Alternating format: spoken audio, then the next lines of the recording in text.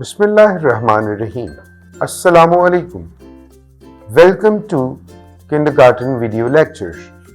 Let's explore, learn, and have fun together on this exciting educational journey.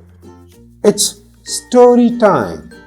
A girl was picked fruits from the fridge.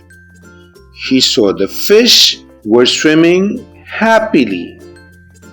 She gave food to the fish. A frog hopped near, curiously. Then the fire made kitchen cozy and warm. Caring the animal is good. Dear kids, let's meet with a new alphabet, F, and its sound is fish, frog,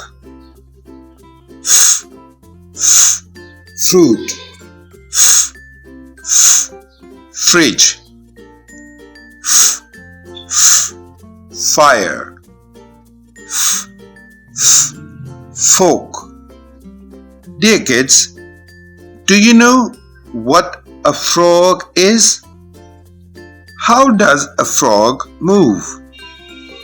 Where do frogs live? See you in the next lesson.